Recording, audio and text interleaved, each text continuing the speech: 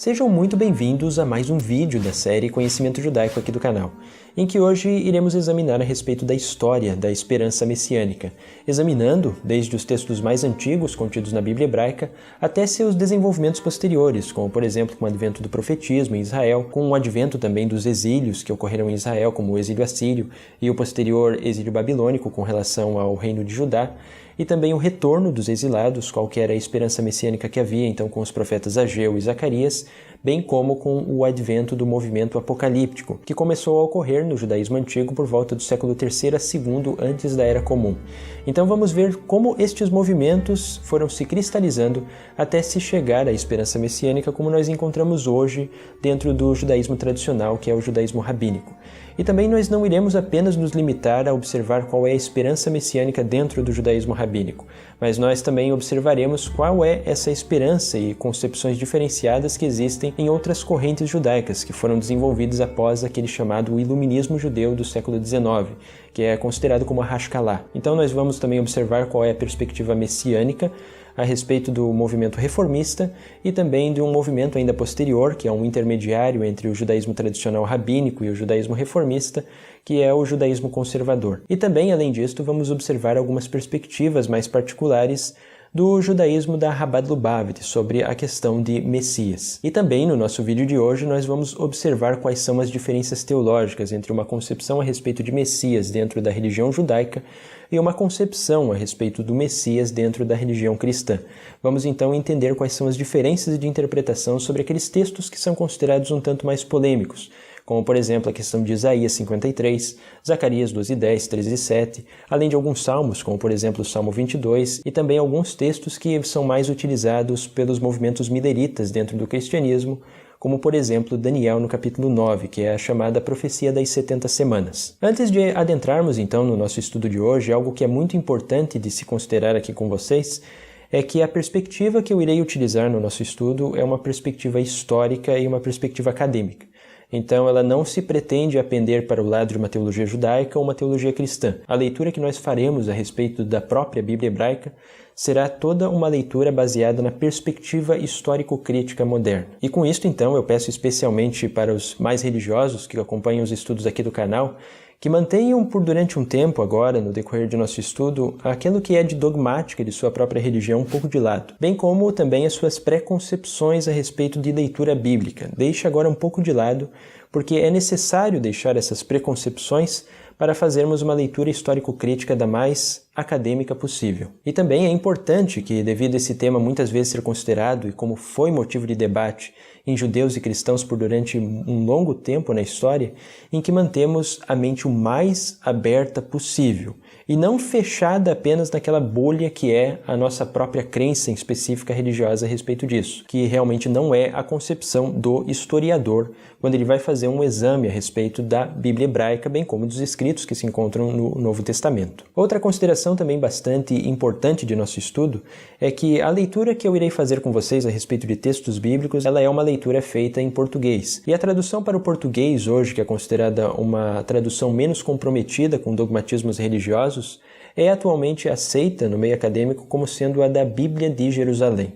Então é essa a tradução que eu irei utilizar de textos bíblicos, tanto da Bíblia hebraica, que é considerado como o Antigo Testamento pelos cristãos, quanto do Novo Testamento. Obviamente que o historiador, quando ele quer se adentrar exatamente num texto bíblico, ele se utiliza de versões originais do texto bíblico. Então o mais correto, quando nós vamos fazer uma leitura do texto daquilo que se encontra na Bíblia hebraica, é ler ela diretamente no original hebraico. Assim como quando nós vamos estudar o Novo Testamento, nós devemos fazer uma leitura em grego do Novo Testamento, para não se ter nenhum problema com relação à tradução, porque justamente grande parte das traduções elas tendem a defender um ponto de vista específico de religião, seja o judaísmo ou seja o cristianismo. Então é por isso que eu optei justamente por utilizar a Bíblia de Jerusalém, por ela considerar a mais neutra de um ponto de vista acadêmico, apesar de ser chamada uma Bíblia católica. Mas a tradução dela realmente é muito boa, e além do que, aqueles que porventura quiserem adquirir a Bíblia de Jerusalém como uma leitura bíblica referencial em tradução, ela apresenta também as notas de rodapé, em que nos mostram a diferença que existem muitas vezes no texto massorético com relação à Septuaginta, que é uma tradução grega do período ptolemaico, então nós estamos ali por volta do século III, antes da Era Comum, e também as diferenças que muitas vezes nós encontramos na comunidade de Qumran, em que alguns manuscritos apresentam algumas pequenas variantes textuais com relação ao texto massorético que nós temos. Então é muito válido conferir também essas pequenas diferenças de leitura que muitas vezes nós encontramos além do texto massorético, justamente estão contidas nessas notas da Bíblia de Jerusalém. Outra nota também importante aqui de levar em consideração com vocês é com relação ao tetragrama, o nome de Deus como ele é apresentado na Bíblia hebraica, Yud-Hei Vav-Hei. A Bíblia de Jerusalém ela apresenta então o nome de Deus como sendo Yahweh. Só que nesse caso eu optei por substituir Yahweh pela palavra Senhor, justamente porque além de ser uma própria recomendação da Bíblia de Jerusalém, a palavra Yahweh, esse nome, ele é apenas uma aproximação daquilo que se acredita como mais próximo à pronúncia do tetragrama. Mas historicamente nós não temos condições ainda de afirmar se realmente essa é a pronúncia mais correta. E também porque aqui no canal muitos religiosos, tanto judeus quanto cristãos, consideram que é um tanto desrespeitoso falar o nome da divindade hebraica, o Deus de Israel. Então por isso que eu também procuro evitar, justamente ao apresentar um texto bíblico, utilizar o tetragrama ou ainda a palavra Yahweh, justamente para não correrem risco de ser algo desrespeitoso para essas pessoas que são mais religiosas e acompanham os vídeos aqui. Assim como, por exemplo, se eu abordasse a respeito da religião islâmica, eu também iria procurar, com toda certeza, não utilizar muitas representações humanas, assim como se eu fosse utilizar, porventura, uma representação do profeta Mohammed, eu obviamente iria apagar a face dele, justamente para não ser desrespeitoso com essa cultura que não tem a mesma perspectiva de nossa cultura ocidental em representações humanas. Quando nós falamos então a respeito de Messias, nós estamos nos referindo a uma palavra em hebraico que é Mashiach, que pode ser traduzido literalmente como ungido. E existiam diversos tipos de ungidos no período do Antigo Israel. O ungido ele poderia ser um rei de Israel e ainda poderia ser um sacerdote. E ainda mais também no período patriarcal existiam certos objetos que eram ungidos. Essa unção ela acontece justamente com o objetivo de consagrar determinado objeto ou pessoa ao Deus de Israel. Como, por exemplo, no período patriarcal, quando os patriarcas observavam alguma visão misteriosa a respeito de Deus, eles normalmente erigiam uma estela, isso é, colocavam uma pedra grande em pé e derramavam óleo sobre ela para ela ser ungida como um altar ao Deus de Israel.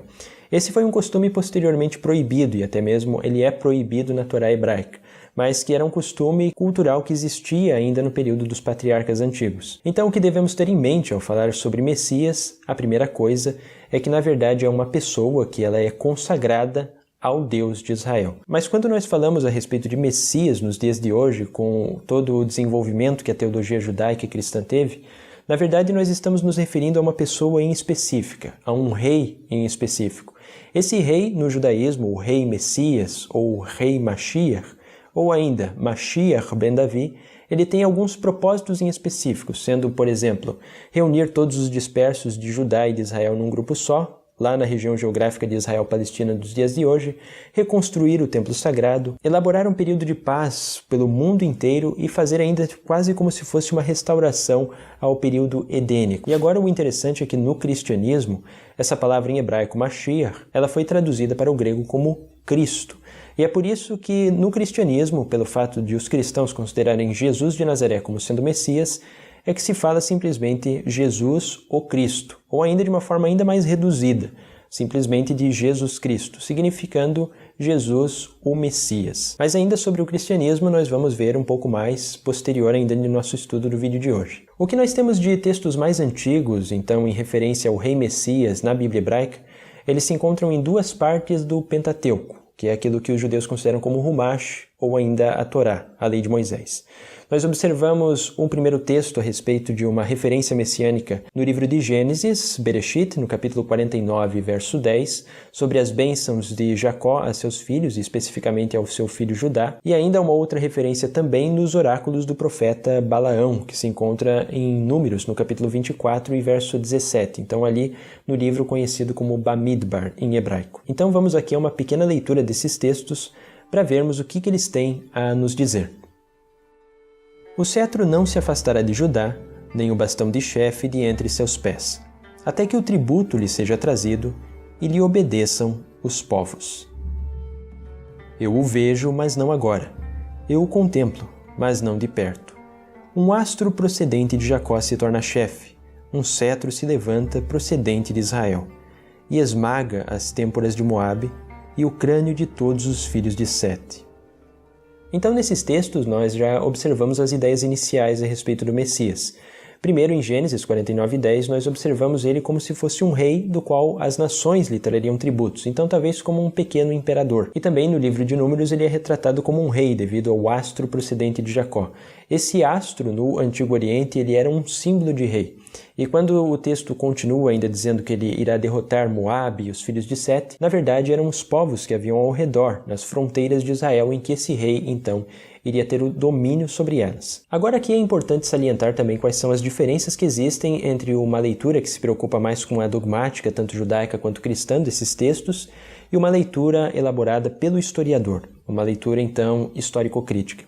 Segundo aquilo que nós temos de ideia, que é um dogma dentro do judaísmo, toda a Torá que nós temos, os 5 livros de Moisés, foram escritos pelo próprio Moisés, sendo que apenas alguns comentadores dizem que as partes finais do Deuteronômio é que não foram escritas por Moisés, devido a falar da própria morte dele, então ele não poderia ter escrito a respeito de sua própria morte.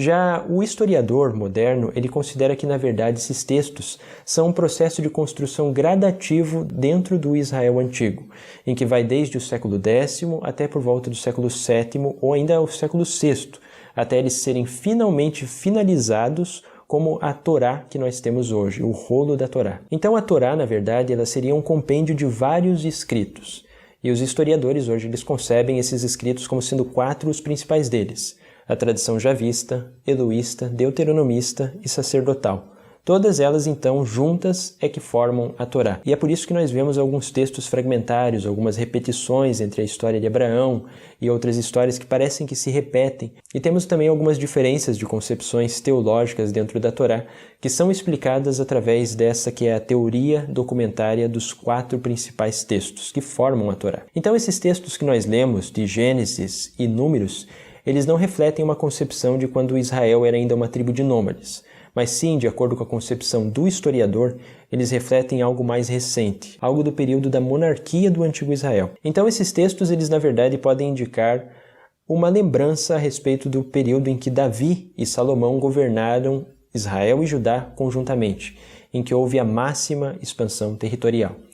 Então os historiadores eles se dividem basicamente, nos dias de hoje, em 2 grupos para se considerar de onde veio a ideia de uma esperança messiânica. Existem 2 hipóteses que são as mais debatidas no meio acadêmico dos dias de hoje. A primeira delas aponta que a ideia de Messias é uma ideia original do próprio povo de Israel, que veio justamente dessa lembrança da Idade de Ouro de Davi e Salomão. E uma segunda ideia, que também é discutida no meio acadêmico, é que, na verdade, essa concepção a respeito de Messias ela surgiu de outras ideias e do sincretismo cultural e religioso de outros povos, em que se tinha também a ideia de um rei soberano que governaria e traria paz a todos os povos. Entretanto, essa última ideia, nós ainda temos alguns problemas com relação a ela e se confirmar se ela realmente é real, porque nós não encontramos evidências o suficientes de que realmente existia esse tipo de crença já de certa forma messiânica nos povos antigos. Então por isso que atualmente a maioria dos historiadores pende a pensar mais que a ideia sobre o Messias surgiu originalmente no povo de Israel. Mas nós realmente não temos como afirmar a veracidade de qualquer uma dessas 2 hipóteses porque nos faltam justamente essas evidências. Indo mais à frente, então, nós ainda temos outros 2 antigos textos que refletem outras características a respeito do Messias, que são textos que têm uma datação por volta do século VIII e o século VII antes da Era Comum, que se encontra no Salmo, capítulo 2 e Salmo 110. Então vamos examinar também o que esses textos têm a nos dizer. Os reis da terra se insurgem e, unidos, os príncipes enfrentam o Senhor e seu Messias. Fui eu que consagrei o meu rei sobre Sião, minha montanha sagrada. Publicarei o decreto do Senhor. Ele me disse: Tu és meu filho, eu hoje te gerei. Pede, e eu te darei as nações como herança, os confins da terra como propriedade. Tu as quebrarás como um cetro de ferro, como um vaso de oleiro as despedaçarás. Senta-se à minha direita até que eu ponha teus inimigos como escabelo de teus pés. Desde Sião o Senhor estende teu cetro poderoso e dominas em meio aos teus inimigos. A ti o principado no dia do teu nascimento, as honras sagradas desde o seio, desde a aurora da tua juventude.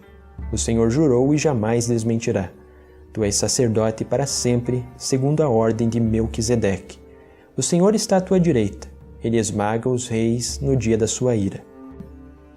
Esses dois textos, obviamente, eles não devem ser lidos de uma perspectiva com vias a uma teologia cristã, como, por exemplo, é utilizado no Novo Testamento ambos os dois textos, tanto o Salmo 2 e o Salmo 110, para falar a respeito do sacerdócio de Jesus de Nazaré, ou ainda como a adoção de Jesus de Nazaré no momento de seu batismo por João Batista.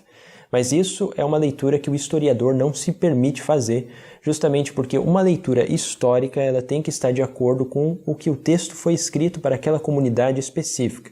Então significa algo para o 7º ou 8º século antes da Era Comum. E é exatamente por isso, até mesmo, que no início do nosso vídeo eu justamente fiz um pequeno adendo para que coloquem agora a leitura dogmática um pouco de lado, para que nós possamos fazer uma leitura histórica a respeito desse texto, que é justamente diferente daquilo que pende para um dogmatismo judaico ou um dogmatismo cristão. Com esses textos nós podemos observar então que o rei Messias ele teria algumas coisas também específicas. Ele primeiro seria considerado como filho de Deus, mas obviamente não é um filho de Deus como é compreendido literalmente pela tradição cristã. É filho de Deus no sentido de um filho adotivo, como por exemplo Salomão foi considerado filho de Deus, mais especificamente no segundo livro de Samuel, capítulo 7, verso 13. E também o Messias seria considerado um sacerdote segundo a ordem de Melquisedeque. Isto se refere a que o rei Messias ele não seria apenas um rei político, ele também seria um sacerdote. E a ordem de Melquisedeque é na verdade porque quem poderia oferecer sacrifícios ao Deus de Israel era somente a ordem dos levitas, quem fosse descendente da tribo de Levi. E como o Messias ele é um descendente da tribo de Judá, ele não poderia, então, fazer sacrifícios.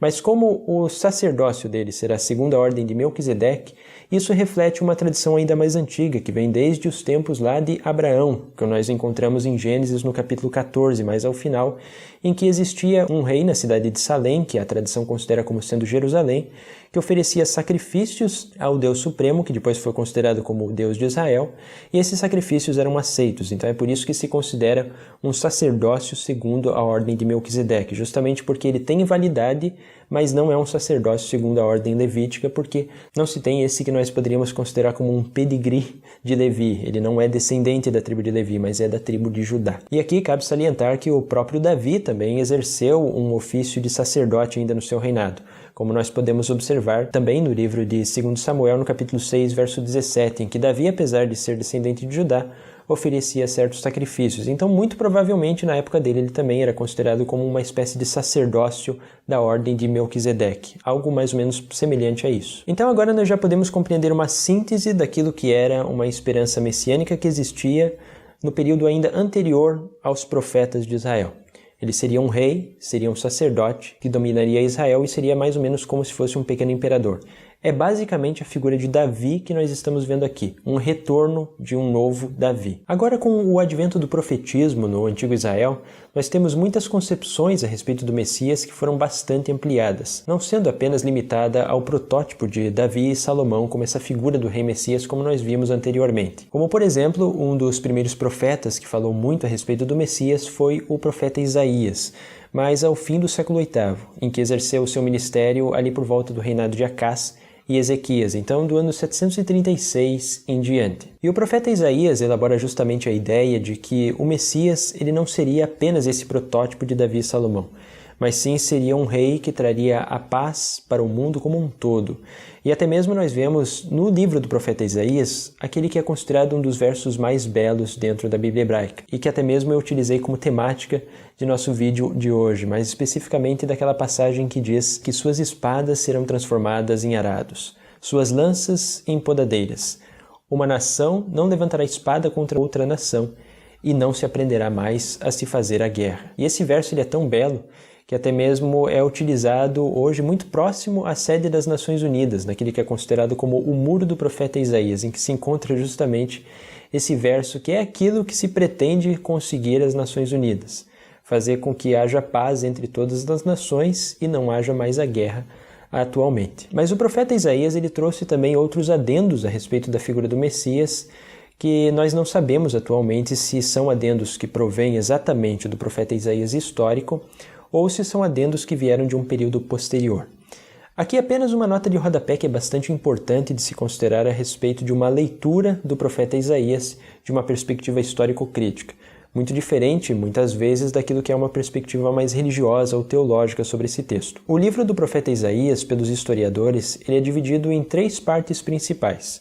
Temos o primeiro Isaías, que vai desde o capítulo 1 a 39, que é o texto mais antigo e que remonta muitas partes dele ao profeta Isaías histórico.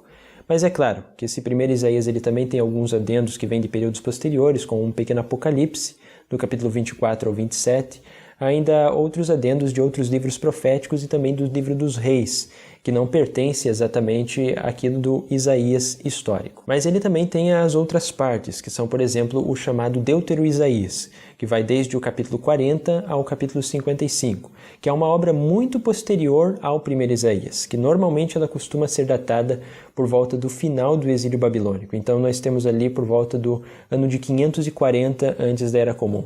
E essa obra do Deutero-Isaías contém até mesmo o Cântico do Servo, que nós vamos ver ainda posteriormente. E nós temos ainda uma última parte do livro do profeta Isaías, que vai desde o capítulo 56 até o final do livro, que é chamado de Trito Isaías. E essa é considerado como a parte mais recente do livro, que provavelmente foi composta após até mesmo Zorobabel. Então nós estamos nos referindo mais especificamente ao século V antes da Era Comum, por volta dessa data. Então, na verdade, o livro de Isaías que nós temos nas Bíblias tradicionais dos dias de hoje, ele é um compêndio de muitos escritos. Então ele deve ser considerado não apenas como uma obra uniforme, mas sim como várias obras dentro de uma só que depois foram agrupadas nesse, que é o livro do profeta Isaías. E um desses versos que nós temos disputas e discussões até os dias de hoje é com relação ao capítulo 11 do profeta Isaías, que fala a respeito de que o Messias traria o retorno a uma paz edênica na terra. Nós não sabemos se isso remonta realmente ao Isaías histórico ou se na verdade é uma concepção posterior.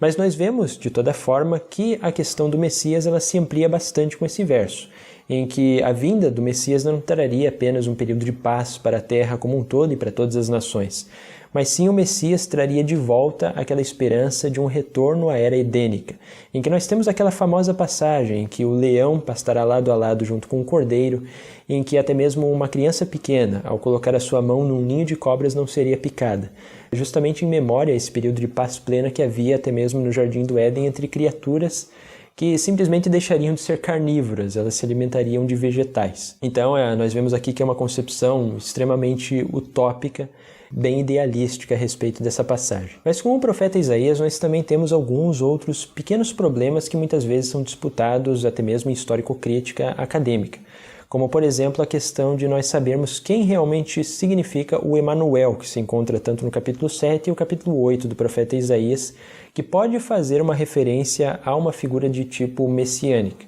Mas atualmente se considera que provavelmente não seja. Mas nós sabemos que alguns judeus, durante o período antigo, consideravam esse pequeno texto como uma prefiguração a respeito do Messias. E é um texto que até mesmo é bastante conhecido, que se fala a respeito da jovem moça que daria à luz um filho e por-lhe-ia o nome de Emanuel.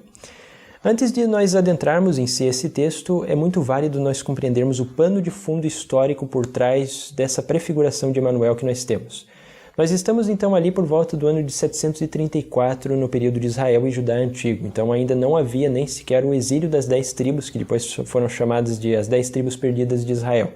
A Assíria ainda não havia conquistado Israel ao norte, mas estava prestes a conseguir essa conquista. Com relação à Assíria, então, logo na sequência, ela estava querendo justamente dominar todos esses reinos que haviam nessa região geográfica que hoje nós chamamos de Israel-Palestina. Ali haviam 3 reinos em específico que a Assíria pretendia conquistar, que eram justamente Judá, Israel e Arã, mais ao norte, que muitas vezes também Arã é chamado simplesmente de Síria, diferente de Assíria, que é um reino maior. Os israelitas ao norte, então, eles se proporam a fazer uma coalizão, a fazerem uma aliança entre si para justamente combater, com a união de seus exércitos, a Assíria que estava vindo e dominando tudo que estava em seu caminho. A aliança, então, foi primeiramente feita entre o Israel ao norte e os arameus.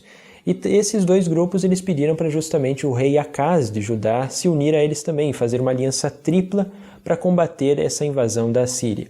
E o problema é que Acaz não quis fazer essa coalizão, ele não quis fazer essa aliança tripla, justamente porque ele considerava que ainda assim seria insuficiente os 3 exércitos juntos combaterem o grande exército e o poderio assírio. E por conta disso, tanto o Israel ao norte quanto os arameus não gostaram nada da resposta de Acaz. E eles vieram então fazer com que Acaz coopere com eles, nem que seja à força.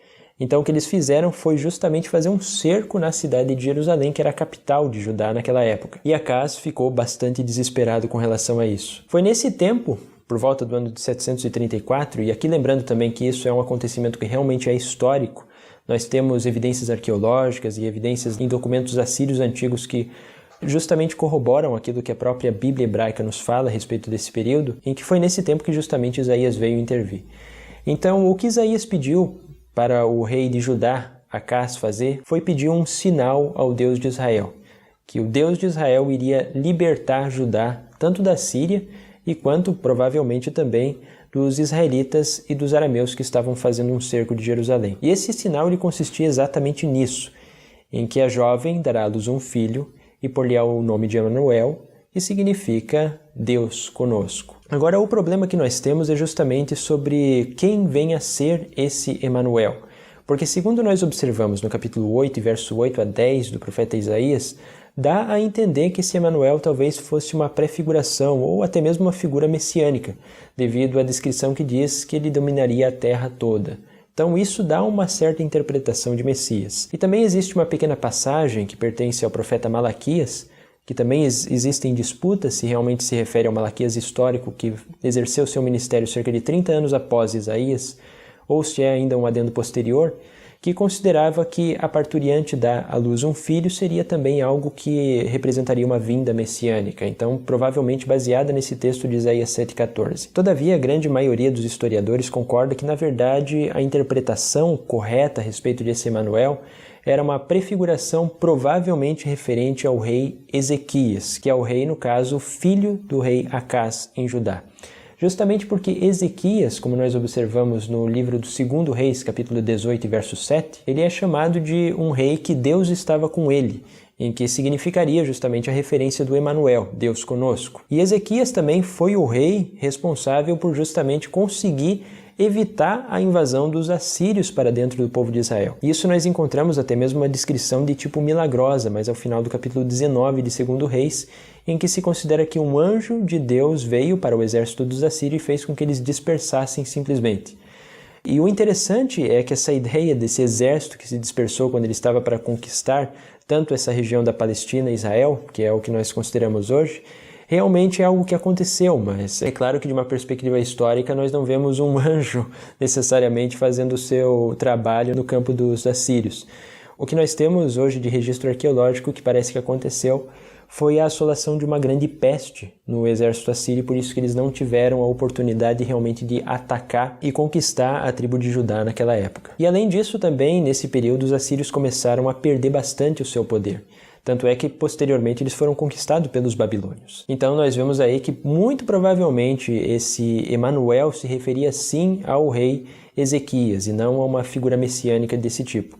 Ainda existem outras opiniões também que apresentam que provavelmente poderia ser talvez o Emanuel como sendo o próprio filho de Isaías, mas atualmente é mais aceito mesmo como sendo Ezequias. E aqui cabe também uma nota de rodapé importante a respeito desse texto de Isaías 7:14, porque ele é muito utilizado pelos cristãos, justamente porque se tem na Bíblia a Septuaginta, que foi a Bíblia utilizada pelos cristãos como sendo a Bíblia de referência para a construção de muitos dos evangelhos contidos no Novo Testamento, bem como as cartas, em que se tem esse texto, então, em grego, como a Virgem conceberá e dará à luz um filho, e por-lhe-ás o nome de Emanuel, em que, para os cristãos, isto é uma referência clara a Jesus de Nazaré, o galileu que viveu cerca de 700 anos depois ainda de Acaz. Só que esse termo virgem, ele na verdade é um pequeno erro que o tradutor cometeu ao transcrever a palavra que se encontra em hebraico, alma, que significa uma jovem moça e não necessariamente uma virgem, pela palavra em grego partenos, que daí sim significa virgem. Mas ele poderia ter traduzido apenas como virgem, partenos em grego, se a palavra hebraica fosse betulá, em que daí sim significa virgem. Então, muito provavelmente foi um pequeno erro, um pequeno deslize que o tradutor cometeu justamente ao traduzir do hebraico para o grego. E esse pequeno erro de tradução ele é muito curioso, que provavelmente se esse tradutor não tivesse cometido esse pequeno erro nessa palavra, muito provavelmente o cristianismo não teria desenvolvido toda a sua doutrina com relação à Mariologia ao longo da história. Então, provavelmente, se não fosse esse pequeno erro, nos dias de hoje, nós não teríamos no cristianismo a ideia relacionada a toda a devoção à Virgem Maria. Então, muito provavelmente, não existiria muitos santos católicos que viram aparições de Virgem Maria. Não existiria, muito provavelmente, certas pequenas estatuetas de veneração à Virgem Maria, assim como grandes igrejas consagradas à Virgem Maria. Isso é uma ideia que, muito provavelmente, o cristianismo simplesmente não teria concebido. Isso porque também os historiadores, aqui fazendo também mais uma nota a respeito disso, eles consideram que essas narrativas que nós temos da natividade dentro dos evangelhos, tanto em Mateus e Lucas, elas não devem ser consideradas como narrativas históricas. Elas são, na verdade, narrativas teológicas, que se utilizaram de pequenas partes do Antigo Testamento, que é o chamado Bíblia Hebraica, que é assim que os cristãos denominam a Bíblia Hebraica dos judeus, para poder apoiar justamente as reivindicações de Jesus de Nazaré como sendo o Messias. E uma delas foi esse texto de Isaías 7,14, que na verdade foi apenas um pequeno erro de um escriba. E também os historiadores observam que, além de Isaías 7,14 não estar se referindo a uma virgem, ele não poderia ser utilizado também com relação a uma prefiguração ainda futura a respeito do Messias, principalmente com relação a Jesus de Nazaré, que aconteceu cerca de 700 anos depois de Acás de Judá, talvez até ainda um pouco mais, uns 750 anos depois. Porque todo o termo que nós encontramos ali em Isaías 7,14, ele está apresentado em hebraico como sendo algo que já aconteceu. Então, naquele momento do rei Acás, essa moça jovem já estava grávida. Então é por isso que se considera provavelmente que seja o filho de Acás. O Emanuel, então, é uma referência a Ezequias, e não ao Galileu, Jesus de Nazaré. Posteriormente, então, com o advento de outros profetas ainda em Israel, como por exemplo Jeremias e Ezequiel, a figura do Messias foi ainda mais ampliada, porque justamente esses profetas eles fizeram previsões enquanto Israel ao norte estava em exílio e também Jeremias estava muito próximo ao exílio na Babilônia. Então foi levantada justamente a ideia, foi concebida de que o Messias, além de trazer essa paz global à terra como um todo, que foi uma ideia concebida pelo profeta Isaías, ele também teria como propósito resgatar todo Israel e Judá novamente. Então ele traria de novo aquela unidade que havia no período de Davi e Salomão. Ele seria um rei que resgataria todas essas tribos que estavam perdidas e os dispersos da casa de Judá e da casa de Israel. Então isso é um adendo muito interessante que temos a respeito do Messias. E também logo após em que o templo sagrado foi destruído, também se elaborou o conceito de que o Messias, além de trazer todos os dispersos de volta à sua terra, seria responsável pela reconstrução do templo sagrado novamente, que é uma esperança que se cristalizou também no judaísmo rabínico dos dias de hoje, justamente por conta da destruição do templo sagrado que houve pelos romanos no ano 70 da Era Comum. Então, para compreendermos um pouco agora, em síntese, qual era a esperança messiânica que havia nos tempos de Jeremias e Ezequiel, é muito válido nós observarmos um pequeno texto que se encontra no livro do profeta Ezequiel, no capítulo 37 e verso 25 em diante. Habitarão na terra que dei a meu servo Jacó, terra em que habitaram os vossos pais. Nela habitarão eles, seus filhos, e os filhos dos seus filhos para sempre. E Davi, o meu servo, será o seu príncipe para sempre. Concluirei com eles uma aliança de paz, o qual será uma aliança eterna. Estabelecê-los-ei e os multiplicarei, e porei o meu santuário no meio deles para sempre. Então, nesse texto, nós observamos novamente o protótipo de Davi. Aqui não significa que Davi retornaria à vida e seria o rei em Israel, mas sim justamente essa descendência de Davi, esse rebento de Jessé, como diz muitos textos até mesmo em Isaías, no capítulo 4, verso 2, também 11, verso 1. E além disso, nós também vemos a respeito da reconstrução do templo, em que o meu santuário estaria novamente no meio deles, e também Jeremias e Ezequiel eles conceberam uma ideia bem interessante a respeito de uma nova aliança que seria feita com esses israelitas. E essa nova aliança ela tinha de diferença da aliança feita com Moisés no Monte Sinai, justamente porque a Torá, a lei mosaica, não estaria mais apenas escrita em tábuas de pedra, mas estaria no coração deles. Então essa é uma ideia muito interessante, porque os israelitas, então, com essa nova aliança, eles simplesmente não precisariam mais se esforçar para poder cumprir todos os mandamentos que se encontram na Torá, os 613 mandamentos, como é normalmente considerado pelos rabinos. Eles cumpririam a todos esses automaticamente, como se fosse um impulso que estivesse dentro do coração deles. E isso é muito bem visto, por exemplo, numa passagem que se encontra também no livro do profeta Jeremias, no capítulo 31 e 34, em que ele se dedica bastante a respeito dessa nova aliança. Então essa nova aliança ela também é feita num período específico cronológico. O Messias ele primeiramente reúne a todos os dispersos de Israel e depois, estando todos eles habitando em Israel, é que se estabelece justamente essa nova aliança, em que eles são inclinados a fazer a vontade de Deus por conta própria. E isso é interessante porque é uma ideia que se vê manifesta também no judaísmo rabínico de hoje. E até mesmo alguns rabinos brincam tanto com essa noção de nova aliança, porque pensam os rabinos que durante a vinda messiânica eles simplesmente perderão seus empregos, porque um dos objetivos de uma sinagoga, assim como uma das funções do rabino, é justamente fazer sermões que façam com que as pessoas, judeus, cumpram os mandamentos.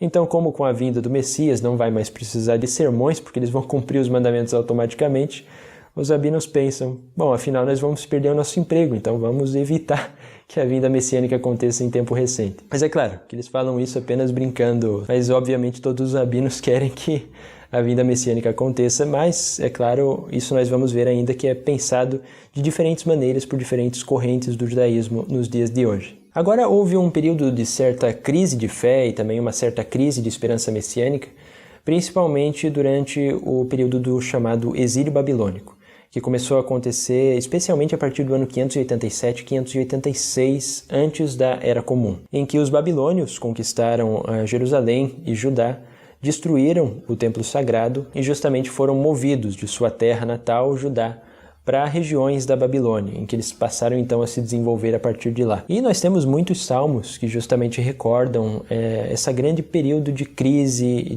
de fé também, que os antigos judaítas e israelitas tinham sobre esse período histórico que foi bastante catastrófico para o pensamento do povo israelita antigo. E é interessante que até mesmo alguns salmos retratam que alguns desses religiosos antigos, eles simplesmente perderam completamente a fé no Deus de Israel. Tanto é que o Salmo 53 diz claramente que Deus não existe e reitera, diz o insensato no seu coração.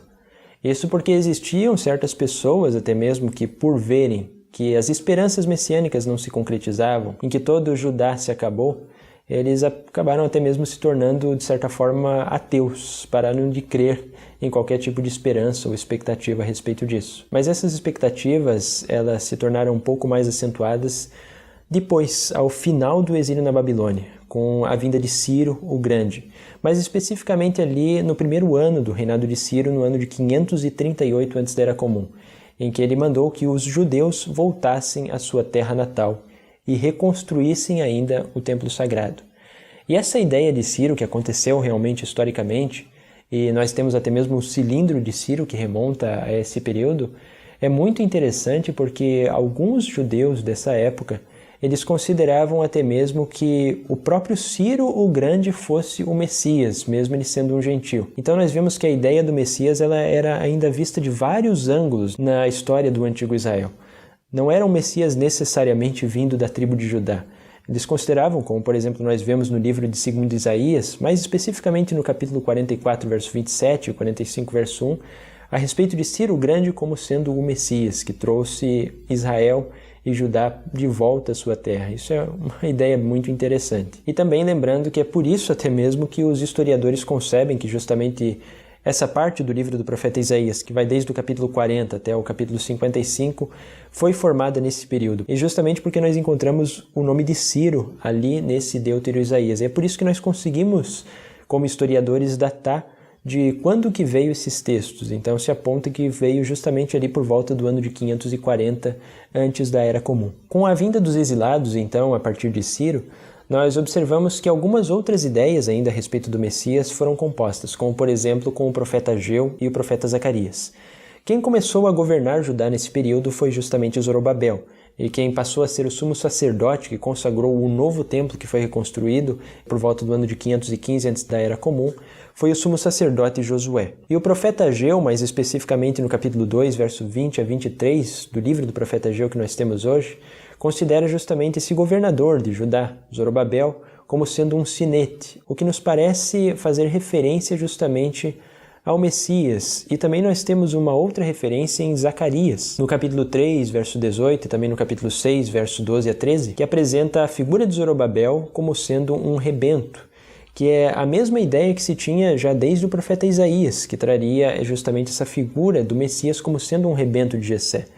Então, muito provavelmente, Ageu e Zacarias consideravam provavelmente Zorobabel como sendo o Messias ou então um antecipador ainda da esperança messiânica como um todo. O fato é que, após a morte de Zorobabel, após que se passou o profeta Ageu e o profeta Zacarias, a esperança da vinda da tribo de Judá como dominante, ela se fez esperar. Isso acabou não acontecendo. E é por isso que se desenvolveu ainda outras ideias a respeito de Messias, e ideias até mesmo bastante diferentes daquelas que foram concebidas pelos profetas mais antigos, que tratavam o Messias quase como uma pessoa um tanto sobrenatural, que nós vamos ver então através do movimento conhecido como a Apocalíptica, que começou a se desenvolver então no período do Segundo Templo a partir do século III e II antes da Era Comum. Como por exemplo os Salmos de Salomão, que é uma obra apocalíptica que considerava que o Messias seria até mesmo uma pessoa sem pecado algum. E existiram também outras ideias a respeito do Messias que foram desenvolvidas não apenas na Apocalíptica,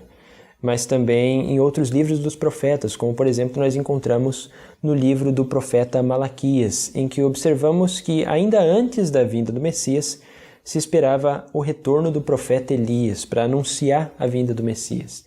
Então isso colocaria também um bloqueio para que ninguém começasse a se considerar o Messias simplesmente.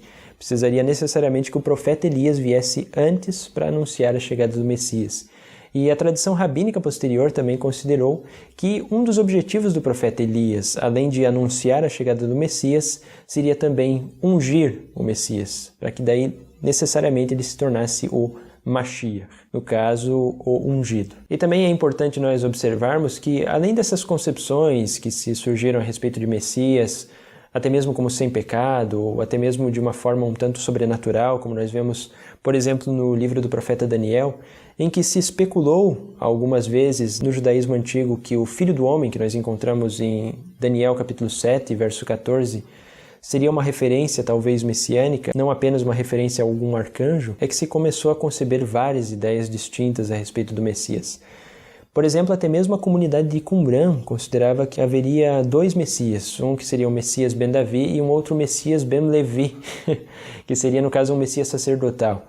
Então, isso são ideias variantes que surgiram sobre Messias com o advento da Apocalíptica e pelo fato de muitos judeus observarem que os profetas prometiam esperança sobre vindas messiânicas e as esperanças se faziam somente esperar. Então é por isso que veio várias concepções distintas de Messias, até mesmo de uma forma um tanto sobrenatural. Ainda surgiram também outras ideias a respeito do Messias por conta de alguns aspectos de sofrimento que pareciam haver dentro dos livros proféticos e também nos livros dos Salmos, como por exemplo a questão de Zacarias 12 e 10, que normalmente é interpretado pelo cristianismo como sendo algo referente à paixão de Cristo, em que fala especificamente a respeito de um trespassado, que depois seria considerado um primogênito que foi rejeitado pelos israelitas, em que muitos judeus, quando eles observavam a respeito desse texto, eles ficavam especulando a respeito de quem seria necessariamente esse trespassado. Será que seria o Messias ou será que seria uma outra pessoa? Então foi-se nessa época também, provavelmente ali por volta do primeiro século antes da Era Comum, ou ainda alguns apontam como sendo o primeiro século já depois da Era Comum, como sendo uma outra figura que começou a surgir dentro da teologia judaica. E aqui nós estamos quase cristalizando para o judaísmo rabínico como ele é considerado hoje, que foi a figura de um outro Messias chamado Mashiach ben Yosef, que seria um Mashiach guerreiro, que seria ele quem lutaria contra Gog e Magog, e talvez até mesmo ele é quem reuniria os dispersos da casa de Israel para daí sim a chegada do Mashiach ben Davi, que dominaria então o mundo inteiro conforme as descrições mais antigas que nós lemos ainda no início de nosso estudo, lá em Gênesis 49:10 e também nos oráculos de Balaão, em Números 24:17. Justamente essa figura então de Mashiach ben Yosef, ela foi concebida na teologia judaica para poder conseguir conciliar com esses certos aspectos de sofrimento que pareciam haver antes da vinda gloriosa do Mashiach ben Davi, como por exemplo também alguns aspectos de sofrimento que haviam em alguns salmos, como é o caso do Salmo 22. E aqui é interessante porque a respeito desse Mashiach, os historiadores hoje eles têm certas dúvidas sobre quando exatamente ela surgiu, se surgiu no primeiro século ou se surgiu talvez no segundo século, ainda quando o judaísmo rabínico estava se cristalizando, quando ainda as doutrinas não estavam bem desenvolvidas, tanto que o próprio cânon da Bíblia hebraica, ele provavelmente ainda não estava plenamente desenvolvido, não estava ainda fechado, mas que existe uma possibilidade talvez de que esse Mashiach ben Yosef fizesse justamente uma referência e fosse ainda um favor que na teologia judaica acabou se fazendo para o nascimento do cristianismo. Pode ser, isso é uma hipótese apontada por alguns historiadores, mas que não é um consenso de forma geral, que talvez Jesus de Nazaré fosse considerado pelos primeiros judeu-cristãos como sendo justamente esse Mashiach ben Yosef, e não o Mashiach ben Davi. E pode ser que venha daí a ideia de que o pai de Jesus de Nazaré seja justamente José, que é o nome de Yosef, só que em hebraico. Mas o caso é que isso são apenas especulações. Nós não sabemos exatamente se o pai do Jesus de Nazaré histórico era José ou se isso é apenas uma referência ao Mashiach ben Yosef, que era considerado pelos primeiros judeus cristãos. Mas o fato é que o cristianismo, logo de início, já abandonou essa ideia sobre o Mashiach ben Yosef, porque nós vemos tanto nas genealogias que foram construídas sobre Jesus de Nazaré no livro de Mateus e também no livro de Lucas, nesses dois evangelhos, que apresentam a figura de Jesus de Nazaré como sendo Mashiach ben Davi, um descendente direto da casa de Davi, e não um descendente de José ou de Efraim, que ainda era muitas vezes chamado de Mashiach ben Efraim, como significando o mesmo sinônimo de Mashiach ben Yosef. Agora, no judaísmo rabínico, essa esperança no Messias se cristalizou como um dos principais princípios da fé judaica, como nós observamos até mesmo no vídeo anterior aqui do canal, em que nós vimos a respeito da vida e obra de Rambam, que organizou justamente esses 13 princípios. E o 12º princípio da fé judaica nos diz exatamente o seguinte: creio plenamente na vinda do Mashiach, e embora ele possa demorar, aguardo todos os dias a sua chegada.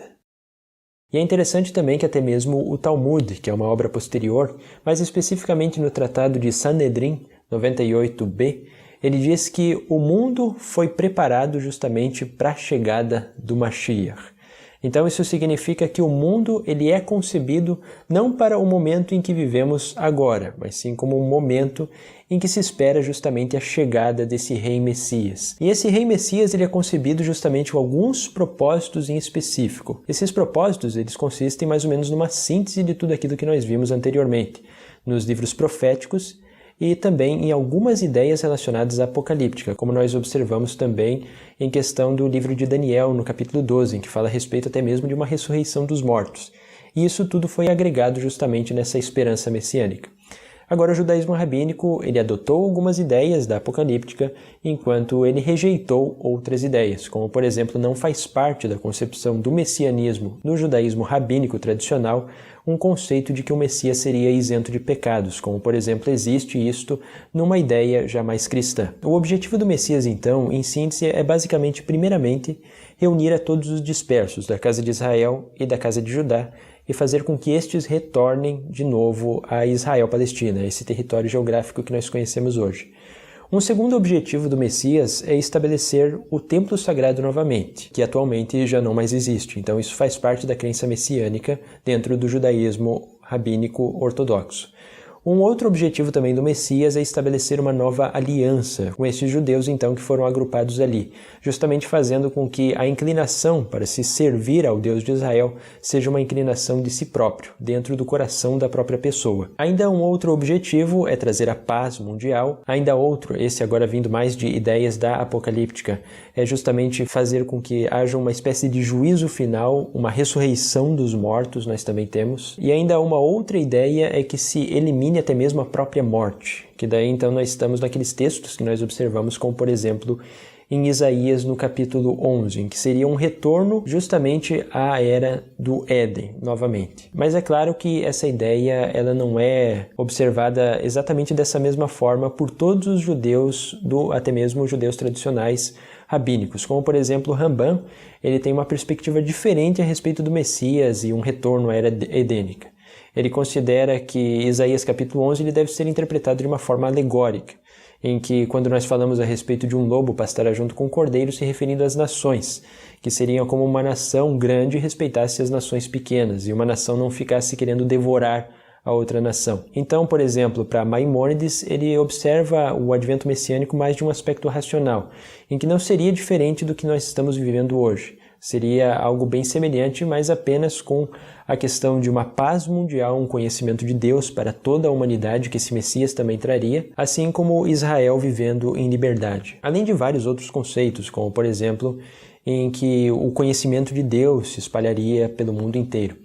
E é até mesmo uma passagem que nós encontramos no livro de Zacarias, capítulo 8, verso 23, em que durante esse período muitas pessoas das nações agarrariam a orla da veste de um judeu, que no caso é uma referência ao tzitzit, dizendo, iremos convosco, porque sabemos que Deus está convosco. Então, fazendo justamente uma referência a esse período messiânico, em que todas as nações iriam atrás justamente dos judeus, para aprenderem com os judeus a respeito do verdadeiro Deus. Essa é a ideia que o judaísmo rabínico consiste a respeito da vinda messiânica. Claro que uma síntese bastante grande sobre esse período. Mas é claro que nós também ainda temos outras perspectivas sobre a questão do mundo vindouro ou reino messiânico, como por exemplo perspectivas que vieram através da Haskalah judaica, o iluminismo, que é o judaísmo reformista e o judaísmo conservador. O primeiro grupo do judaísmo reformista ele considera que a vinda de um Messias, uma pessoa humana que represente a vontade de Deus sendo manifesta aqui na Terra, é algo simplesmente inconcebível. Para os judeus reformistas, eles dizem que tudo isso deve ser interpretado apenas de uma forma alegórica, como algo que nós devemos batalhar para conseguir conquistar os seres humanos como um todo, mas não que realmente uma figura irá vir e reinar sobre o mundo todo, formando uma espécie de império. Isso é algo que é inconcebível para o judaísmo reformista de uma forma geral. Já o judaísmo conservador ele é um meio termo entre o judaísmo reformista e o judaísmo rabínico, que considera que sim, que existirá justamente essa esperança de um rei que voltará e reinará sobre Sião e trará todos os dispersos, a lei no coração e fazer com que se manifeste a vontade de Deus pelo mundo inteiro. O judaísmo conservador ele diz que os integrantes de seus movimentos eles são bastante livres para pensarem a respeito do que eles acharem mais conveniente com aquilo que está no intelecto deles. Como, por exemplo, se uma pessoa que pertence a uma corrente conservadora considera que o Messias deve ser interpretado apenas alegoricamente, ela é livre para pensar como ela quiser. Já se ela quiser pensar mais de uma forma semelhante ao judaísmo rabínico, em que realmente vai haver uma expectativa messiânica de um Messias real, ela também está livre para conceber essa ideia dessa mesma forma. E já nós temos também alguns aspectos interessantes e um tanto mais singulares, que é o judaísmo racídico. No judaísmo racídico, muitos de seus rebes eles foram considerados, ou ao menos por alguns membros, como sendo uma expectativa de que estes rebes, os líderes desse movimento, fossem o próprio Messias. Como, por exemplo, o último rebe de Lubavitch que morreu, que foi Menahem Mendel Schneerson, muitos dos integrantes desse movimento consideravam que ele era um Messias. E o muito curioso a respeito do movimento da Chabad é que muitos desses integrantes continuaram considerando que ele fosse o Messias mesmo após a sua morte, e que depois de sua morte ele ainda iria se manifestar em sua glória.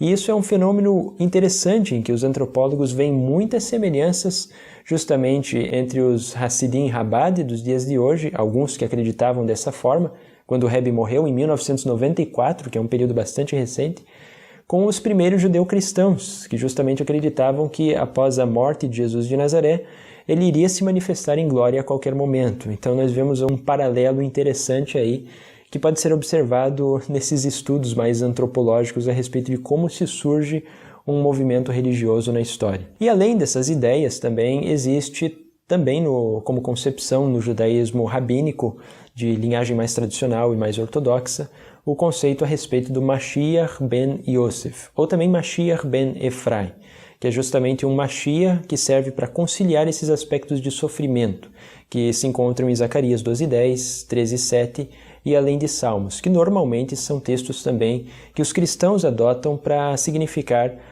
Jesus de Nazaré em seu período de sofrimento. Lembrando apenas, retomando, que para os cristãos, Jesus não é o Mashiach ben Yosef, sim o Mashiach ben Davi, enquanto para os judeus, o Mashiach ben Yosef, ele não é o Mashiach ben Davi. O Mashiach ben Davi ele deve vir apenas uma única vez. O Mashiach ben Yosef ele é apenas um Messias que vem um pouco antes para poder fazer guerra e começar a recrutar os israelitas de volta para sua terra, mas não necessariamente ele cumpre todos os propósitos do Mashiach, filho de Davi. Então, na concepção judaica dos dias de hoje, é interessante de se observar que existe sim a ideia de dois Messias, o Mashiach ben Yosef e o Mashiach ben Davi, mas o Mashiach ben Davi, que é o Messias principal, ele só é considerado como uma única vinda. E é um dos principais motivos também atualmente em que os judeus simplesmente consideram inconcebível a ideia de Jesus de Nazaré como sendo o Messias, porque a ideia que os cristãos apresentam é de que o Messias virá duas vezes, e Jesus de Nazaré como sendo o Messias ben Davi. Enquanto na teologia judaica, o Messias deve vir apenas uma única vez e não existe nenhuma falha em sua missão. E agora também, como nós vimos alguns paralelos entre o cristianismo e o judaísmo, é muito válido nós entrarmos então em uma outra parte a respeito dessa concepção a respeito do Messias. Então, quais são as diferenças que existem entre a expectativa a respeito do Messias dentro da religião judaica e uma expectativa sobre Messias dentro da religião cristã. E é isso então o que nós vamos observar agora. Basicamente, aquilo que deu apoio para o desenvolvimento da teologia dentro do cristianismo a respeito de um Messias que deveria sofrer pelos pecados da humanidade, que é normalmente aquilo que nós vemos nas religiões cristãs de hoje, em que se pede para aceitar a Jesus de Nazaré como seu salvador pessoal, ela é uma ideia que ela foi provavelmente gerada a partir de Isaías 53, em que nós temos a respeito do servo sofredor. Então, para nós compreendermos quais são as diferenças de perspectiva e de leitura exegética a respeito do cristianismo e sobre o judaísmo desse texto, vale nós conferirmos o que esse texto especificamente tem a nos dizer, então, em Isaías capítulo 53. Mas ele foi trespassado por causa das nossas transgressões, esmagado por causa das nossas iniquidades. Foi maltratado, mas livremente humilhou-se e não abriu a boca, como um cordeiro conduzido ao matadouro. Mas o Senhor quis esmagá-lo pelo sofrimento. Porém, se ele oferece a sua vida como sacrifício expiatório, certamente verá uma descendência, e por meio dele, o desígnio de Deus triunfará. Eis porque lhe darei um quinhão entre as multidões. Com os fortes repartirá os despojos, visto que entregou a si mesmo à morte e foi contado entre os criminosos. Mas na verdade levou sobre si o pecado de muitos, e pelos criminosos fez intercessão. Então nós observamos aí que esse é o texto mais famoso em que é utilizado pelos cristãos dos dias de hoje como uma referência à paixão de Cristo, a paixão de Jesus de Nazaré e sua morte por crucifixão. Mas os historiadores, assim como os judeus também, eles têm uma perspectiva diferente desse verso. Como vocês devem se lembrar, como nós observamos quando estávamos falando um pouco a respeito do livro do profeta Isaías, ele é dividido em 3 partes. Temos o primeiro Isaías, Deutero Isaías e o Trito Isaías. E esse capítulo, mais especificamente encontrado no capítulo 53, ele pertence àquilo que nós chamamos de Deutero Isaías. É um texto que foi escrito, então, provavelmente por volta do ano de 540 antes da Era Comum. Então, cerca de mais ou menos uns 100 a 150 anos depois ainda do profeta Isaías. Então, não é o pensamento do profeta histórico Isaías que nós vemos aí, mas sim um pensamento posterior. E os historiadores, e não apenas estes, mas também teólogos cristãos liberais, e também a teologia judaica corrobora para esse mesmo pensamento, eles apresentam 4 evidências do porquê que esse texto não poderia ser considerado um texto que se refere a um Messias sofredor. A primeira questão é que nós vemos nesse texto, nesse poema do servo sofredor, a figura do servo como representando Israel metaforicamente em vários versos anteriores. Cerca de 8 vezes, quando se fala a respeito de um servo, se fala o meu servo Israel ou o meu servo Jacó. Então isso nos dá indício de que, na verdade, o que nós temos em Isaías 53 é uma figura de servo metafórica para simbolizar o povo de Israel. Uma segunda evidência que nós temos é justamente relacionada à datação desse livro, em que nós estamos então no final do exílio babilônico. Então ele representa também esse servo sofredor, não apenas o Israel durante todo o seu período histórico até os dias de hoje, mas sim o período de Israel em um tempo absolutamente específico. Está se referindo a Israel no período do exílio na Babilônia e talvez também a Israel no período do exílio assírio. É isso que está simbolizando esse texto. Uma outra evidência também que nós encontramos dentro do próprio texto, em que não se refere a uma figura messiânica em Isaías 53, é porque no capítulo 44, no final dele, também no início do capítulo 45, nós vemos a figura do Messias como sendo Ciro, o Grande. Então o autor desse texto ele não considerava o Messias como um servo sofredor, ele considerava o próprio Messias como sendo Ciro, o que nos apresenta mais esta evidência. E uma quarta e última analogia que nós vemos desse texto é porque todo ele foi composto no passado, se nós vemos no hebraico original. E isso nos dá indicativa, então, que quem escreveu esse texto, quem concebeu esse poema, já havia vivenciado aquilo. Ele não deve ser interpretado como um oráculo que iria acontecer cerca de 550 a 600 anos depois, com Jesus de Nazaré, mas sim deve ser concebido de acordo com a perspectiva histórica, naquilo que havia na mente de quem escreveu esse poema. Então essa é uma diferença que existe entre a concepção cristã e a concepção judaica a respeito de Isaías 53. Mas aqui também cabe salientar que os judeus eles não interpretam Isaías 53 apenas como o povo de Israel. Existem ainda outras interpretações que são válidas de nós concebermos.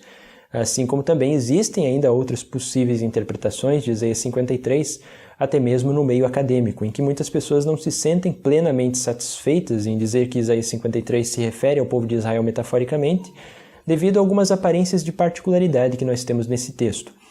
Então, em academia, se considera talvez que o servo sofredor de Isaías 53 seja talvez o próprio profeta, ou talvez o mestre do escritor que está desenvolvendo então esse poema. Mas essa não é uma opinião que é a majoritária. A majoritária é realmente o que simboliza Israel. Mas agora, dentro do judaísmo, e principalmente dentro do material rabínico que nós encontramos, existem várias referências diferentes a Isaías 53. Alguns deles consideram que esse texto deveria se referir aos justos de Israel. Alguns deles consideram que esse texto deveria se referir ao próprio profeta Elias, e nós observamos alguns aspectos de sofrimento do profeta Elias também no livro da Sabedoria, no capítulo 48, verso 10. Alguns deles também até mesmo consideram que seja o próprio profeta Moisés do que está falando em Isaías 53, e tem algumas passagens, por exemplo, do Zohar, mais especificamente no livro 3 do Zohar, que considera que essa personagem de Isaías 53 poderia simbolizar, assim como talvez Zacarias 12:10, fazendo até um paralelo com o cristianismo, mas ele poderia simbolizar, de certa forma, o Mashiach ben Yosef. Mas isso, é claro, são as ideias minoritárias. Dentro do judaísmo como um todo, a grande maioria dos rabinos ao longo da história apresentaram Isaías 53 da mesma forma como a histórico-crítica moderna também apresenta, como sendo uma figura metafórica que simboliza o Israel num período específico de tempo, o exílio na Babilônia e o exílio assírio. E como nós estudamos também a respeito de Zacarias, vale a pena nós darmos uma olhada a respeito do que esses versos, mais especificamente de Zacarias no capítulo 12, verso 10 e 13:7, tem também a nos dizer se representa uma figura messiânica ou não, de acordo com o conceito judaico. Derramarei sobre a casa de Davi e sobre todo o habitante de Jerusalém um espírito de graça e súplica, e eles olharão para mim a respeito daquele que eles traspassaram. Eles o lamentarão como se fosse a lamentação por um filho único. Eles o chorarão como se chora sobre o primogênito. Espada, levanta-te contra o meu pastor e contra o homem, meu companheiro, oráculo do Senhor dos Exércitos. Fere o pastor, que as ovelhas sejam dispersadas. Eu voltarei minha mão contra os pequenos. Então aqui novamente, tanto Zacarias 12:10 quanto 13:7 normalmente é utilizado pelos cristãos como uma referência também à paixão e a Jesus de Nazaré. E não apenas a isso, mas também uma referência de que os judeus, num futuro, iriam olhar para Jesus de Nazaré com um arrependimento profundo, porque eles rejeitaram a figura de Jesus como sendo o Messias. Já os judeus, eles não aceitam a Jesus de Nazaré como sendo o Messias, e a interpretação que eles dão desse texto é diferente. A maioria dos judeus e das fontes rabínicas apontam que esse texto provavelmente significaria esse outro personagem, que é o Mashiach ben Yosef, que é diferente de Mashiach ben Davi, como é a concepção cristã a respeito de Jesus. E ainda outras fontes, e também a histórico-crítica apresenta como uma hipótese, que o Deus de Israel está falando a respeito dele mesmo, como se fosse o trespassado o próprio Deus, devido a todo o sincretismo religioso que houve no período do Israel antigo. Então isto seria uma espécie de metáfora. E aqui também cabe observarmos também um outro texto, que ele não é utilizado nem pelos judeus e nem pelos cristãos católicos e nem também pela maioria dos cristãos protestantes, que é o texto que se encontra em Daniel no capítulo 9, verso 24 até o verso 27, mas especificamente relacionados à profecia das 70 semanas. Esse é um texto que normalmente ele é utilizado pelo movimento milerita, que deu origem até mesmo a uma das instituições religiosas cristãs maiores dos dias de hoje, que são os adventistas do sétimo dia. Mas ele também não é utilizado apenas por esse movimento, ele é utilizado por outros movimentos, como por exemplo aqueles que vêm nos visitar nos finais de semana, que são as testemunhas de Jeová, que utilizam uma interpretação a respeito desse texto, que é muito semelhante à interpretação adventista, apenas com algumas pequenas diferenças com relação aos anos. E segundo a interpretação desses dois grupos principais religiosos, eles apontam esse texto como uma referência a um tempo específico em que o Messias deveria aparecer e deveria ser morto. Então vamos examinar o que esse texto tem a nos dizer a respeito disso, bem como uma interpretação mais histórico-crítica a respeito dele. Desde a promulgação do decreto sobre o retorno e a reconstrução de Jerusalém até um príncipe ungido, haverá 7 semanas. Depois das 62 semanas, o ungido será eliminado, e a cidade e o santuário serão destruídos por um príncipe que virá. Seu fim será num cataclismo, e até o fim, a guerra e as desolações decretadas. Ele confirmará uma aliança com muitos durante uma semana, e pelo tempo de meia semana fará cessar o sacrifício e a oblação, e sobre a nave do templo estará a abominação da desolação até o fim, até o termo fixado para o desolador. Vamos então inicialmente compreender qual é a interpretação do movimento milerita a respeito desse tema. E para compreendermos isso, eu também vou colocar aqui embaixo para vocês observarem um pequeno gráfico que vai ajudar na matemática justamente de como é feito essa interpretação. É considerado que 70 semanas, na verdade, representam ao todo 490 dias, porque cada semana nós temos então 7 dias, que dá um total de 490, todas elas somadas. Em profecia, se considera que cada dia representa a um ano. Então, na verdade, quando se fala a respeito de 70 semanas, em Daniel, nós estamos nos referindo a um período histórico de 490 anos. Com isso, nós podemos então fazer alguns cálculos a partir de Daniel no capítulo 9, em que nós temos então o seguinte. Desde a promulgação do decreto sobre o retorno e a reconstrução de Jerusalém, até um príncipe ungido haverá 7 semanas. Então, desde a promulgação desse decreto para se reconstruir Jerusalém, nós teríamos então um período de 49 anos. Depois das 62 semanas então são 434 anos, e mais as 49 semanas então nos dá um período de 483 anos. Dando continuidade no texto, nós temos um ungido será eliminado. Esse ungido é interpretado pelo movimento milerita como sendo o próprio Jesus que seria eliminado, porque muitas vezes é apresentado até mesmo em traduções para o português como Messias será eliminado, especificamente em Daniel no capítulo 9. E dando continuidade no texto, nós também temos: ele confirmará uma aliança com muitos por durante uma semana, o que significa aqui então 7 anos. E pelo tempo de meia semana, isso é 3 anos e meio, ele será eliminado. Isso então o movimento milerita justamente interpreta esses 7 anos como desde o período em que Jesus de Nazaré iniciou seu ministério. Fazendo uma leitura do Evangelho de João, se compreende que foi mais ou menos cerca de 3 anos o seu ministério, em que daí ele foi eliminado, o ungido será eliminado, foi morto, e o restante da semana é interpretado como o restante do período em que os judeus adentraram para essa aliança através dos primeiros judeu-cristãos, até a chegada do primeiro gentio à comunidade cristã, que seria o centurião Cornélio, que nós vemos lá relatado em Atos. Ainda sobre aquele príncipe que virá e colocará a abominação da desolação no templo sagrado, esse movimento milerita considera que esse príncipe é, na verdade, Vespasiano ou Tito, que destruíram o templo sagrado em 70 e que nunca mais foi se reerguido de novo. Então, estaria, de certa forma, a abominação da desolação ali. O problema é que nós temos diversos problemas com esse tipo de interpretação. A primeira ideia é que o movimento milerita ele pega justamente para a partida desses 483 anos, até o início do ministério de Jesus, seja no ano 27 ou no ano 29 já da Era Comum, como sendo um decreto de Jerusalém que, segundo eles, ocorreu no ano de 457 ou ainda no ano de 455. E o primeiro problema histórico que nós temos neste verso é que não existiu nenhum decreto nesse ano. O decreto para a reconstrução de Jerusalém, como ele é observado lá em Ezequiel, no capítulo 1, verso 1 até o 5, ele foi o decreto que veio com Ciro, e foi um decreto elaborado no ano de 538. Isso é muito curioso, porque nós vemos que, então, acaba sendo uma falha justamente do movimento milerita em não entender exatamente os períodos da história antiga. E é interessante que as testemunhas de Jeová já eles observaram de uma forma um pouco diferente. E eles tentam encaixar isso, na verdade, com um édito que Artaxerxes fez no ano de 458 para a reconstrução das muralhas de Jerusalém, justamente para poder se adequar melhor ainda nesse termo. E eles dizem que o fato de a história apontar que foi em 458 e, na verdade, eles começarem a contagem em 455 é apenas um pequeno problema histórico que deveria ser conciliado mais pela própria Bíblia, mais especificamente por Daniel 9. Mas nós temos novamente um problema, porque o édito para a reconstrução de Jerusalém e do Templo Sagrado foi feito por Ciro. A questão do édito de Artaxerxes era somente para poder continuar a reconstrução das muralhas da cidade de Jerusalém, que haviam sido paradas por conta dos povos vizinhos, que estavam bloqueando e não estavam deixando que a cidade continuasse sendo reconstruída.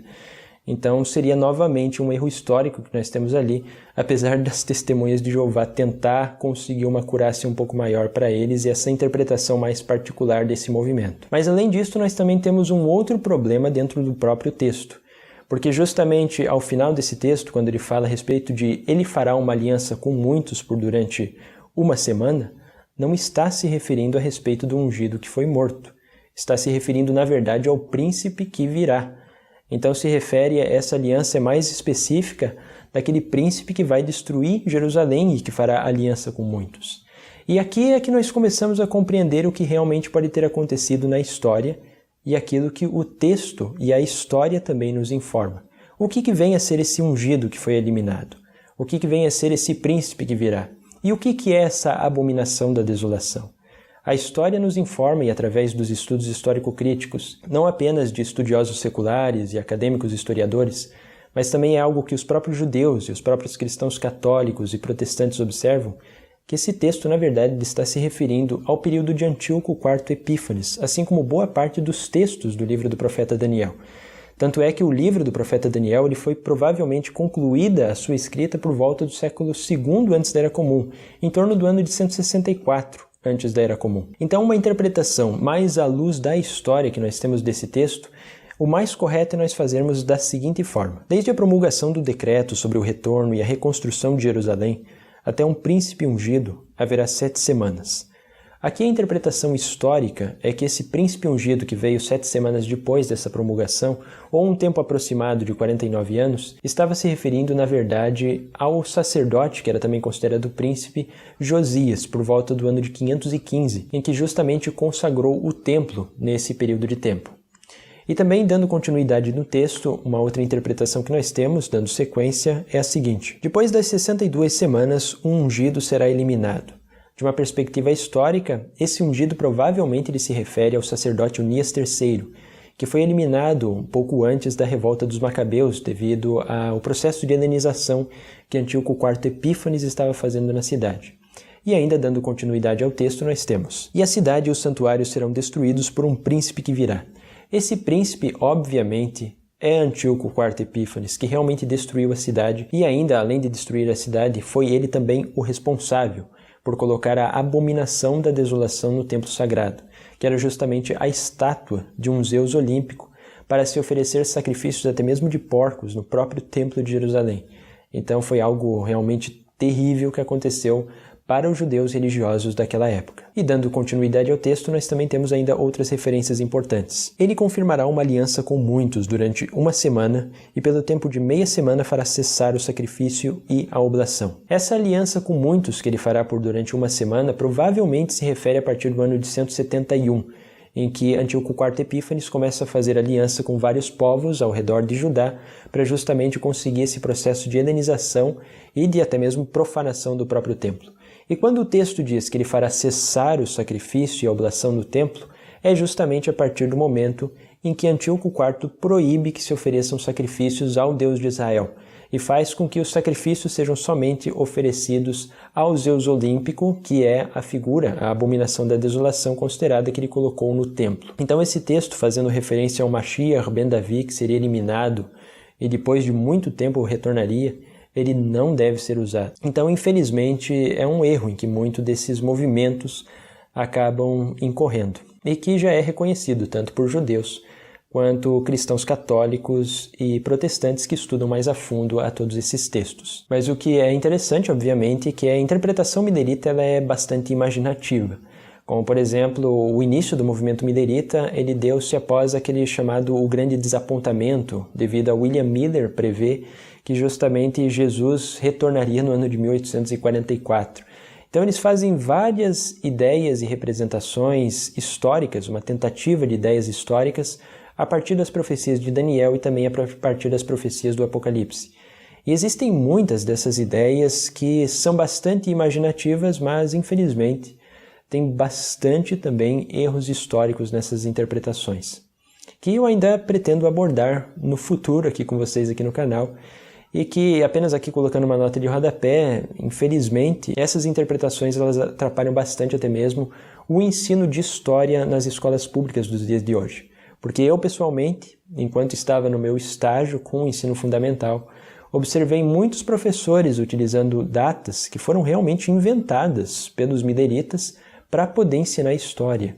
Então, isso é um problema realmente que nós encontramos e que muitos professores que não têm uma análise histórico-crítica mais aprofundada acabam ensinando até mesmo errado os alunos nos dias de hoje. Então, é um problema que infelizmente é um pouco mais sério do que apenas divertido. Agora aqui também cabe salientar que muitos judeus eles ficam um tanto preocupados com relação a isso, principalmente os judeus religiosos, porque o movimento milerita ele também deu origem a muitos movimentos que hoje nós conhecemos pelos movimentos judaico-messiânicos. E faz parte da teologia e da escatologia judaica que para a chegada do Messias, e aqui falando mais especificamente a respeito do judaísmo tradicional, que para que o Messias apareça é necessário justamente que os judeus dispersos voltem a seguir o Deus de Israel ou voltem a praticar as suas antigas tradições, como por exemplo os Bnei Anussim. Faz parte de uma crença judaica, que é bastante ampla dentro do judaísmo rabínico, de que para o Messias retornar, os Bnei Anussim têm de retornar à sua religião de origem, ao judaísmo novamente. E até mesmo é por isso que os judeus eles não fazem tantas conversões de pessoas que não são judeus. E eles se preocupam mais em justamente trazer aqueles que são judeus de família e estavam afastados de suas tradições e colocar no seio do judaísmo novamente. O problema é que muitos desses judeus, chamados Bnei Anussim, pelo fato de eles não dominarem as traduções hebraicas, não dominarem os escritos, por exemplo, talmúdicos, eles acabam caindo justamente nessas organizações que são judaico-messiânicas, que é uma mescla de judaísmo com cristianismo junto, em que se utiliza até mesmo esse texto de Daniel capítulo 9, 24 a 27, para convencer de que o Messias e Jesus de Nazaré teria de vir um tempo específico e que os judeus, na verdade, estão em erro justamente por rejeitar a figura de Jesus de Nazaré como Messias. E acaba formando um bloqueio, porque ao invés de os Bnei Anussim estarem alcançando o judaísmo tradicional, aquilo que é a verdadeira herança deles, eles acabam caindo, na verdade, numa instituição cristã, sendo que, na verdade, o que eles estão buscando é o judaísmo. Agora, é claro que os judeus eles deixam livre para se alguém quiser seguir o cristianismo, mas eles consideram bastante incômodo o judaísmo messiânico porque justamente as pessoas acabam indo para o cristianismo pensando que estão migrando para o judaísmo e acabam incorrendo nesse judaísmo messiânico que é quase como se fosse uma parede para não se chegar ao judaísmo tradicional de fato. E, então esse é um dos motivos do porquê que os judeus, de uma influência mais tradicional, eles realmente reclamam muito a respeito do judaísmo messiânico. Porque é uma tentativa cristã de tirar os judeus de suas tradições religiosas e tentar convencer aqueles que não dominam plenamente os escritos rabínicos, os escritos da Kabbalah, que muitas vezes são utilizados também para reforçar certos preceitos cristãos e eles tiram do seu contexto, e também até mesmo os próprios escritos proféticos ou apocalípticos, como é o caso de Daniel no capítulo 9. E agora nós vamos então entender o porquê que muitos judeus até os dias de hoje também não aceitam a Jesus de Nazaré como Messias. Qual que é o problema? Seria então somente o fato de existirem essas diferenças entre a concepção messiânica dentro dos livros proféticos?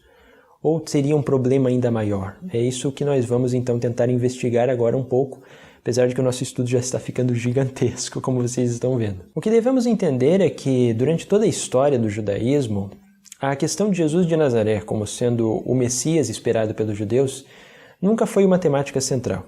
Isso porque os judeus eles sempre compreenderam que existem diferenças muito grandes entre a teologia judaica e a teologia cristã. E essas diferenças que existem entre a teologia cristã e a teologia judaica, elas são realmente quase que irreconciliáveis.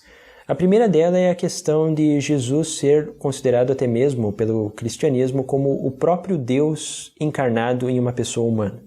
E isso vai contra aquilo que é a concepção judaica a respeito de Deus, em que apresenta Deus de uma forma totalmente não humana.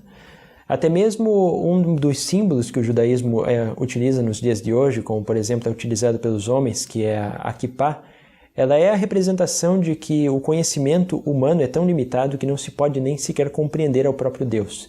Então, ao conceito de que Deus se manifestou em uma pessoa, em que o próprio Deus se manifestou como um ser humano, é algo que não faz parte do desenvolvimento e do pensamento teológico do judaísmo. E existem outros conceitos também que o judaísmo rejeita por completo, como, por exemplo, a questão da doutrina da Trindade, em que se considera que Deus é dividido em 3 pessoas, formando um Deus único.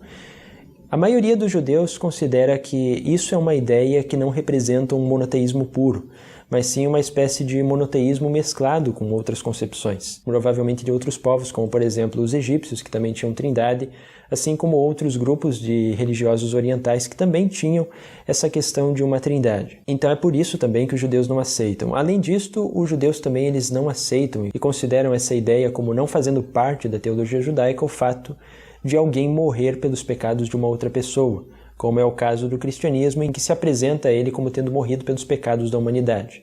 Isso na teologia judaica é uma coisa que simplesmente não existe. A teologia judaica ela se baseia muito naquilo que nos é apresentado no livro do profeta Jonas, em que os ninivitas, apesar de estarem cometendo pecados ao Deus de Israel, eles foram perdoados sem recorrer a sacrifício nenhum. É simplesmente pela inclinação pessoal do coração de cada pessoa que ela recebe o perdão dos pecados. Então o judaísmo não aceita essa parte também proveniente do cristianismo. E o judaísmo também não aceita, principalmente, uma outra questão, que é um desenvolvimento que veio a partir do apóstolo Paulo e do cristianismo posterior, que a lei de Moisés ela foi justamente substituída pela graça. É claro que existem certas disputas se realmente foi o apóstolo Paulo que desenvolveu essa ideia plenamente, mas o que se sabe é que os cristãos posteriores eles descartaram por completo a lei mosaica, sendo que no cristianismo não se é obrigatório a guarda do sábado, a guarda de mandamentos, como por exemplo comer animais limpos e impuros, é uma coisa que nós já não temos mais, além de vários outros preceitos, como por exemplo as festas de Israel, isso tudo foi anulado. O judaísmo já considera que isto é algo que nunca poderia ter sido anulado. Então é por isso que eles rejeitam também a doutrina cristã por conta disso. E além disso também existem vários outros motivos, como por exemplo considerar que Jesus seja um intermediário entre Deus e o homem. Para os judeus, na teologia judaica, o homem ele tem um acesso direto a Deus sem precisar de intermediário algum. Aqui alguns cristãos muitas vezes apontam de que pode existir certos intermediários no judaísmo, como por exemplo aquilo que acontece quando um judeu vai visitar um túmulo de um sábio rabínico e faz orações a Deus nesse túmulo. Mas na verdade a teologia judaica ela aponta que o sábio que está ali naquele túmulo, que ele não é um intermediário entre Deus e o homem como é entendido pelo cristianismo. mas sim que esse pedido é através dos méritos de determinado sábio. Então é, novamente, um conceito teológico bem distinto. E o judaísmo também ele não concorda com a ideia de que o cristianismo tem, agora referindo-se à parte mais escriturística, de que para apoiar a questão do Messias deveria se utilizar textos que estão fora de seu contexto. Então, para citar aqui um exemplo de textos que são utilizados no Novo Testamento para se apoiar a messianidade de Jesus, como, por exemplo, um verso que se encontra no livro de Mateus, no capítulo 2, verso 14 a 15, que podemos observar. Ele se levantou, tomou o menino e sua mãe durante a noite e partiu para o Egito. Ali ficou até a morte de Herodes para que se cumprisse o que dissera o Senhor por meio do profeta. Do Egito chamei o meu filho. Essa parte do Evangelho de Mateus ela faz uma referência específica ao livro de Oséias. E o contexto do livro de Oséias, mais especificamente no capítulo 11 e verso 1, ele é um tanto diferente daquilo que nós encontramos no livro de Mateus como sendo utilizado para Jesus de Nazaré. Então vamos observar o que Oséias tem exatamente nesse capítulo. Quando Israel era menino, eu o amei e do Egito chamei meu filho. Mas quanto mais os chamavam, tanto mais eles se afastavam de mim. Eles sacrificavam aos Baais e queimavam incenso aos ídolos. Então os judeus observam que o texto do profeta Oséias não está se referindo a nada com relação ao Messias, mas sim a um contexto específico da história de Israel, quando havia sincretismo religioso no tempo do profeta Oséias. Então isso é um fenômeno que os cristãos se utilizaram bastante dentro dos seus evangelhos para justamente servir como base para que Jesus fosse o Messias. E é uma leitura cristã que faz parte realmente dessa confecção dos evangelhos, de pegar certos textos sem uma preocupação com o contexto para servir de apoio à reivindicação de Jesus como sendo o Messias. E essa reivindicação é algo que o judaísmo simplesmente considera como inaceitável. E além disso, também os judeus encontram certos problemas com relação à reivindicação messiânica de Jesus, como por exemplo na genealogia que se encontra em Mateus e Lucas, que são bem diferentes uma da outra. Então nós observamos, e é algo que os judeus apontam isso já há muito tempo, de que provavelmente isso é uma genealogia artificial, que foi construída para dar a entender de que Jesus teria descendência de Davi, sendo que, historicamente, talvez ele não teria. Ainda também os judeus rejeitam justamente a messianidade de Jesus por conta do nascimento milagroso dele, porque se observa através da genealogia e também através de toda a tradição da Bíblia hebraica em que a descendência do Messias da tribo de Judá e uma descendência que ele deveria ter de Davi e Salomão é uma descendência paterna. E se Jesus foi concebido através do Espírito Santo pela Virgem Maria, ele não teria justamente essa descendência paterna a partir de José. Então ele não poderia ser considerado o Messias, porque ele não é descendente direto da casa de Davi. E a descendência ela não é passada de mãe para filho, mas somente de pai para filho. É a mesma coisa do que acontece, por exemplo, no sacerdócio, em que, ou mesmo se um sacerdote adotar uma criança, aqui fazendo uma alusão, por exemplo, se José tivesse adotado a Jesus de Nazaré, sendo José descendente de Davi e Jesus propriamente não, mas sendo um filho de Deus literalmente, no caso de um sacerdote que adotasse uma criança que não fosse descendente de Levi, esse filho do sacerdote, pelo fato de ele não ser um descendente direto de Levi, ele não poderia ser um próximo sacerdote. Tem que ter necessariamente esse pedigree da tribo de Judá sendo um pedigree realmente físico e não vale ser adotado. E é por isso que os judeus também não aceitam as reivindicações de Jesus de Nazaré como Messias. Mas por final é importante se salientar que o judaísmo e o cristianismo, eles propriamente não são religiões tão distintas como normalmente se pensa. É correto, e os historiadores apontam isto, que o judaísmo e o cristianismo eles devem ser entendidos atualmente como sendo duas religiões irmãs. Porque enquanto o cristianismo pegou várias das concepções da apocalíptica judaica do primeiro século, como por exemplo o Messias que não teria nem sequer pecados, o judaísmo já se afixou mais em textos de uma forma mais literal antiga. Então é incorreto, por exemplo, de uma perspectiva histórica, nós considerarmos, por exemplo, que o judaísmo rabínico dos dias de hoje seja a mãe do cristianismo, uma religião mais antiga. Porque o judaísmo rabínico teve um desenvolvimento gradativo ao longo dos séculos que também se desviou um pouco daquela que é o caldeirão de judaísmos do primeiro século, assim como o cristianismo se desviou também daquele caldeirão de judaísmos do primeiro século. Metaforicamente falando, nós poderíamos considerar como se o judaísmo fosse o irmão do cristianismo, mas o judaísmo é aquele irmão que ficou mais próximo de sua família, enquanto que o cristianismo é aquele irmão que se decidiu criar longe da família, no estrangeiro, aprendendo uma nova língua e etc. Mas ambas as duas religiões elas têm muito mais pontos em comum do que divergências. Tanto é que muitos judeus reconhecem até mesmo nos dias de hoje que Jesus deveria ser até mesmo repensado, como por exemplo em muitas passagens que se encontram até mesmo nos evangelhos em que Jesus expressa a mesma opinião do judaísmo rabínico, em que Jesus fala especificamente que não se deveria omitir nem a menor palavra da lei.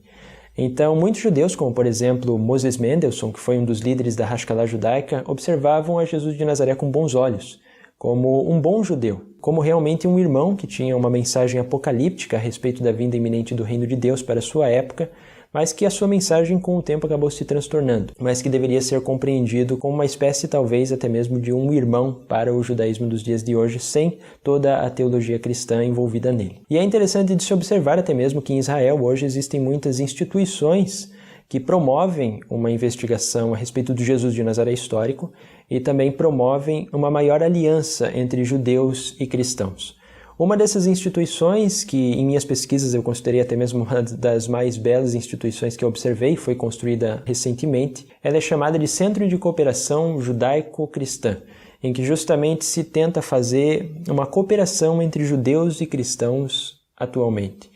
E isso é algo muito interessante, em que o propósito dessa instituição é até mesmo servir que cristãos e judeus estejam ao menos à frente daquilo que são os ensinamentos éticos e morais para os dias de hoje. Então vemos aí uma diferença na história, em que, apesar de cristãos e judeus não terem se entendido ao longo de boa parte da história, hoje em dia há uma certa aproximação desses dois grupos. Isso é realmente algo muito belo que se observa. Então o que cabe é realmente haver um respeito, que existem realmente diferenças teológicas em ambas as religiões que de fato não são reconciliáveis. Mas é importante que haja o devido respeito, tanto de judeus por cristãos, quanto de cristãos por judeus. Com isso, então, nós compreendemos o que vem a ser a esperança messiânica e a história de como ela se desenvolveu. Nosso estudo ficou bem grande e eu já vou ficando por aqui e até a próxima. O El, que traduzindo significa Deus conosco. Não é esse o verso, não é esse o verso. É outro verso, deixa eu achar ele aqui. Deixa eu achar aqui o verso, é outro. Acho que tá aqui. Nossa, eu perdi o verso, meu Deus do céu. Cadê o verso?